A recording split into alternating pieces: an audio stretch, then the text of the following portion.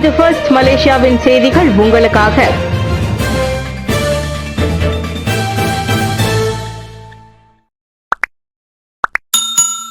நாட்டுப்பற்று உணர்வை புதுப்பிக்கும் தளமாக மலேசிய தினம் இருக்க வேண்டும்.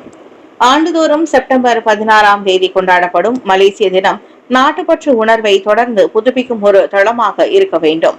நாட்டின் இறையாண்மையையும் அடையாளத்தையும் பாதுகாப்பதன் மூலம் மக்கள் மலேசியா மீதான தங்கள் அன்பை தொடர்ந்து வெளிப்படுத்த வேண்டும் என்று தொடர்பு அமைச்சர் டாக்டர் ஃபாமி ஃபாட்சில் தெரிவித்தார். தேசிய மாதத்தில் மட்டும் ஜாலோர் கெமிலாங்கை பறக்க விடுவதில் நாம் பெருமை கொள்ளக்கூடாது. ஆனால் அந்த உணர்வு நம்முடன் ஆண்டு முழுவதும் ஒவ்வொரு ஆண்டும் நம் இதயங்களில் இருக்க வேண்டும்.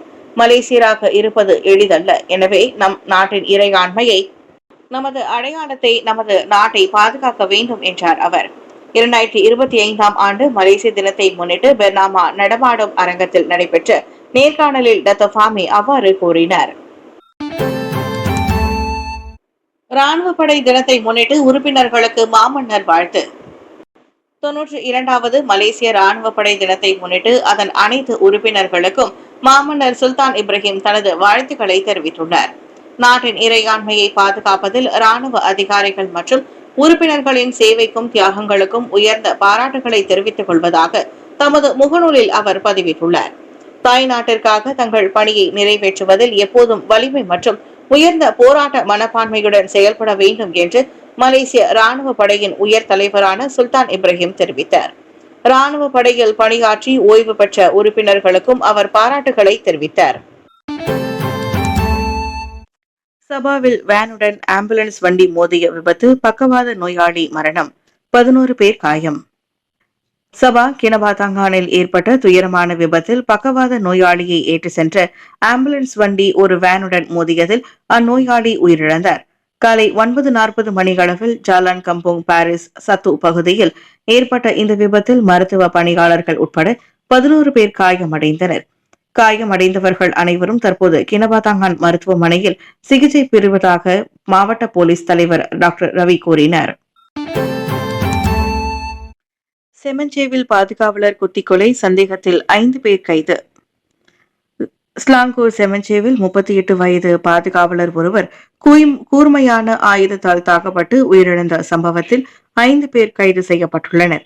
சம்பவத்திற்கு முன்னர் அப்பாதுகாவலரும் ஒரு லாரி ஓட்டுநரும் இதர நண்பர்களும் மதுபானம் அருந்திக் கொண்டிருந்த போது தகராறு ஏற்பட்டது. வீடமைப்பு மைதானத்தில் தகராறு முற்றி தாக்கப்பட்டதில் லாரி ஓட்டுநர் கை விரல்களில் காயமுற்றார். இதையடுத்து அங்கிருந்த 5 கிளம்பிவிட்டனர். எனினும் நடந்தவற்றில் இன்னும் திருப்தி கொள்ளாததால் அந்த லாரி ஓட்டுநரும் அவரது நண்பர்களும் மீண்டும் அதிகாலை 4:30 மணிக்கு பாதுகாவலரின் வீட்டுக்கே சென்று தாக்கியதாக காஜாங் போலீஸ் தலைவர் நஸ்ரோன் அப்துல் யூசுப் கூறினார். கைகளிலும் உடம்பிலும் படுகாயமடைந்த பாதுகாவலர் காஜாங் மருத்துவமனைக்கு கொண்டு செல்லப்பட்ட போது உயிரிழந்தார். கைது செய்யப்பட்டவர்களில் 4 பேருக்கு போதைப் பொருள் உள்ளிட்ட குற்றப்பதிவுகள் உள்ளதாக போலீஸ் தெரிவித்துள்ளது. இச்சம்பவம் கொலை குற்றமாக விசாரிக்கப்படுகிறது. சம்பவம் குறித்த தகவல் தெரிந்தோர் காஜாங் போலீஸ் நிலையத்தை தொடர்பு கொள்ளலாம். பன்முகத்தன்மையில் ஒன்றுபடுவதற்கான நாட்டின் அடையாளமாக மலேசிய தினம் விளங்க வேண்டும். பல்வேறு பின்னணிகள் மற்றும் கலாச்சாரங்களை ஒன்றிணைக்கும் வரலாற்று தருணத்தை நினைவு கூறும் நாளாக மட்டும் மலேசிய தினம் கருதப்படவில்லை.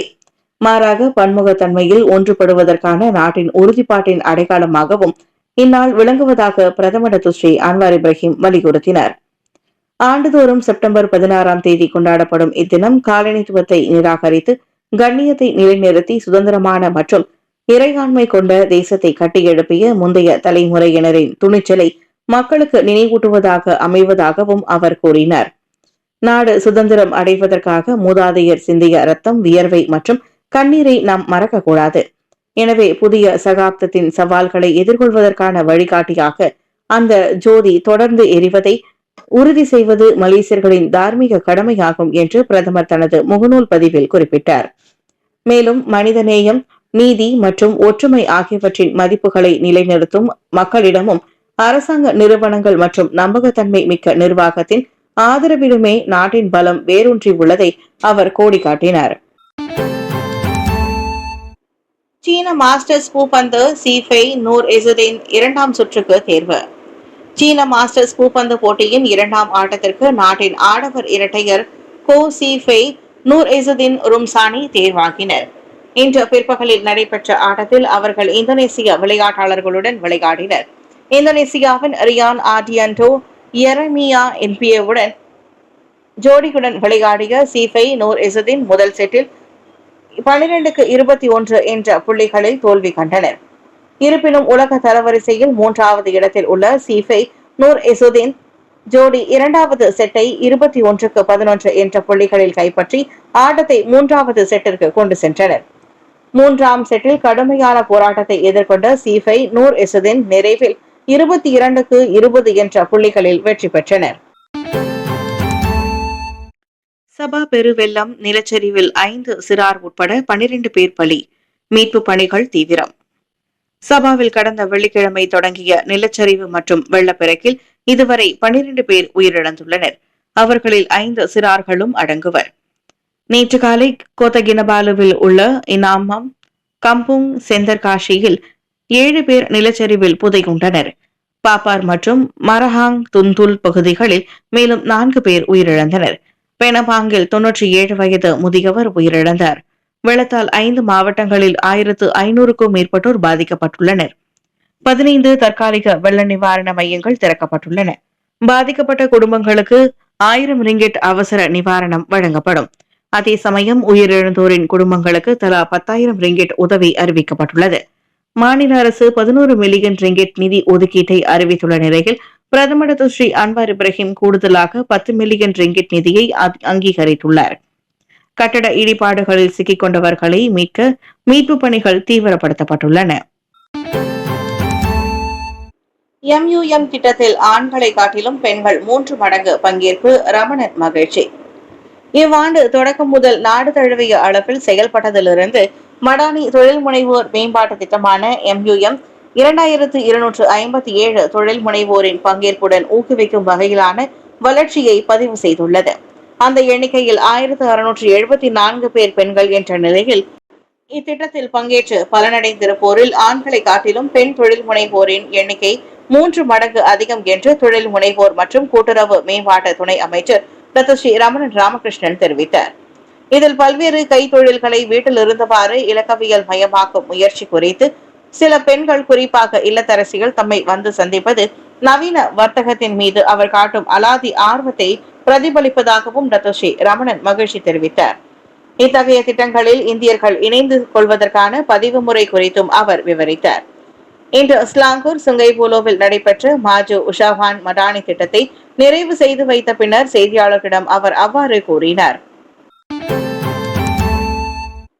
மெட்ரிகுலேஷன் திட்டத்தை அகற்ற கோரும் உமானியின் அறிக்கை குறித்து போலீஸ் விசாரணை. மெட்ரிகுலேஷன் திட்டத்தை அகற்ற வேண்டும் என்று மலாயா பல்கலைக்கழக புதிய இளைஞர் சங்கம் உமானி என்று கூறியது குறித்து அரசு மலேசிய போலீஸ் படை PDRM விசாரணை நடத்தி வருகிறது. உமானி தலைவர் தாங் ஈசி அண்மையில் செய்தித்தளம் ஒன்றில் வெளியிட்ட அறிக்கைக்கு பின்னர் இதுவரை பெறப்பட்ட 5 போலீஸ் புகார்களை தொடர்ந்து இந்நடவடிக்கை மேற்கொள்ளப்பட்டதாக புகித் அமான் குற்றப்புலனாய்வுத்துறை இயக்குநர் டாக்டர் M. குமார் தெரிவித்தார். பொது பல்கலைக்கழகங்களில் நுழைவதற்கான ஒரே தரநிலையாக STPM-ஐ மாற்றுமாறும் மெட்ரிகுலேஷனை அகற்றுமாறும் அந்த அறிக்கையில் உயர்கல்வி அமைச்சை வலியுறுத்தியதாக கூறப்படுகிறது. அந்த அறிக்கை நாட்டின் கல்வி முறை குறித்து எதிர்மறையான கருத்தை உருவாக்கி பொதுமக்களிடையே அதிருப்தியையும் அச்சத்தையும் ஏற்படுத்தும் திறன் கொண்டது என்று கண்டறியப்பட்டது. அந்த விவகாரம் தொடர்பில் குற்றவியல் சட்டம் செக்ஷன் 505B மற்றும் 1998 ஆண்டு தொடர்பு மற்றும் பல்லூடக சட்டம் செக்ஷன் 233 கீழ் விசாரிக்கப்பட்டு வருவதாக குமார் சொன்னார்.